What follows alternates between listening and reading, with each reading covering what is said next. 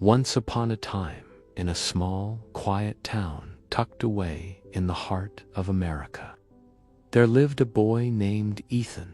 His family didn't have much. His father worked long hours at the factory, and his mother was a waitress at the local diner. They didn't own a car, and the only luxuries they had were their old, creaky house and the love they shared for one another. Life wasn't easy, but it was all they knew.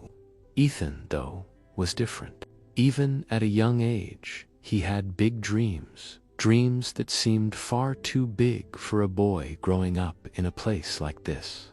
While most kids his age spent their time playing video games or riding bikes, Ethan spent his evenings in the town's tiny library, devouring book after book. His mind was hungry for more than just stories. He wanted to understand the world, to learn, to grow beyond the limitations that surrounded him. But in a small town like this, dreams weren't something people talked about. No one expected much from a kid like Ethan. His father often said, "You can't eat dreams, boy. You need to focus on real workbooks won't feed you."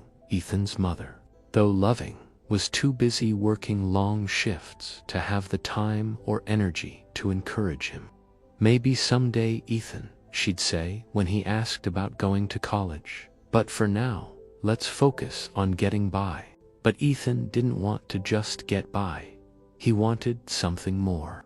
He wanted to prove that he could achieve something no one in his town had ever dreamed of.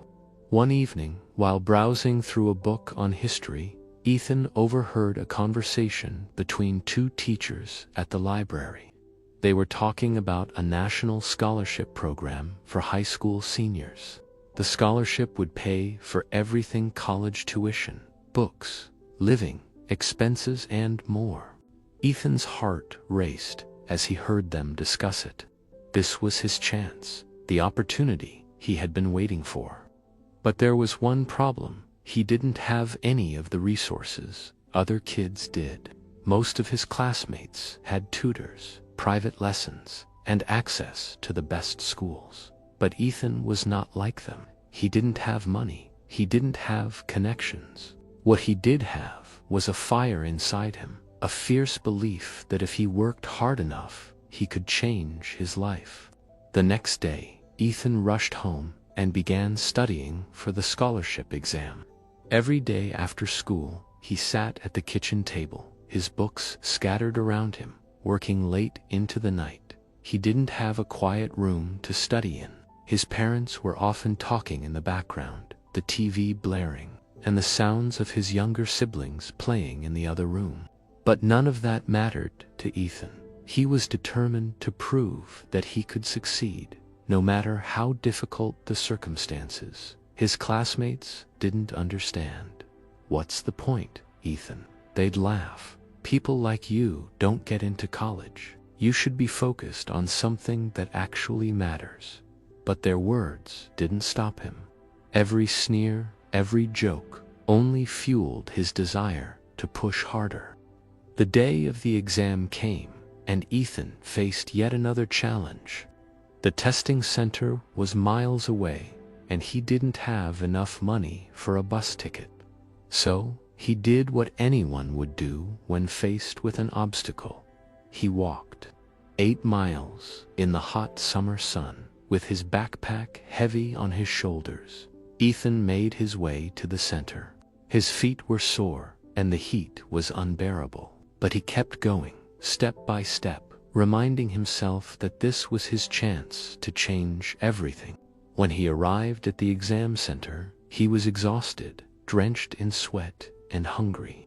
He barely had the energy to concentrate, but he pushed through, answering questions and writing essays as best as he could. The test was long, grueling, and felt like it would never end. But he knew this was the moment he had been waiting for. This was his shot. Weeks passed, and Ethan barely slept, waiting for the results. His heart raced every time he thought about it. He knew the competition was fierce, and he feared that he might not have done well enough. Then, one afternoon, as he was walking home from work, he checked his phone, and there it was, notification with his name, Ethan Walker. He had done it. Against all odds, Ethan had won the scholarship. The feeling of disbelief washed over him. The boy who had walked 8 miles to take an exam, who had been laughed at and doubted, had just won a national scholarship to attend one of the best universities in the country. He had done the impossible. Moving to the city for college was overwhelming. It was a different world, one filled with towering buildings, fancy restaurants, and students who seemed to have everything figured out. Ethan felt small, invisible, and out of place. He struggled to fit in. He didn't have the money for fancy clothes, and he didn't know anyone who could help him navigate this new world. But none of that stopped him.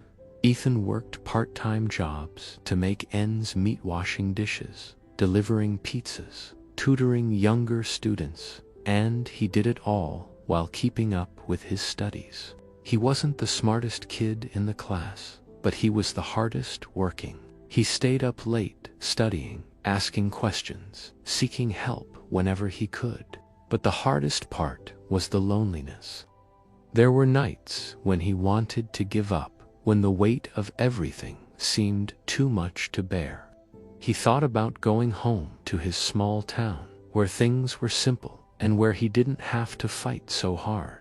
But then he remembered what he had worked for. He remembered the long walks, the sleepless nights, and the sacrifices his parents had made for him. He couldn't give up now, not after everything. One day, out of nowhere, he received an email from the top tech company in the city, offering him an internship for the summer. It was the opportunity of a lifetime. Ethan couldn't believe it. How had he gone from being the poor kid from a small town to being offered a position at one of the biggest companies in the country? That summer, Ethan worked harder than ever. He stayed late at the office, learning everything he could, asking questions, and taking on new challenges. By the end of the summer, the company offered him a full-time position after graduation. Ethan had made it. He returned to his small town, not as the boy who dreamed of something more, but as the young man who had turned his dreams into reality. His parents were so proud, and the town that had once doubted him now saw him as an inspiration. But Ethan didn't stop there. He didn't forget where he came from. He set up a scholarship fund for kids from his town who wanted to pursue higher education. He helped them apply, guided them through their struggles, and gave them the same chance he had received. And every year, when he returned home, he would stand in front of the local library, where he had once sat and dreamed, and tell the new generation of dreamers, "Don't ever let anyone tell you that you can't do something. If you keep going, no matter how tough it gets, you'll make it.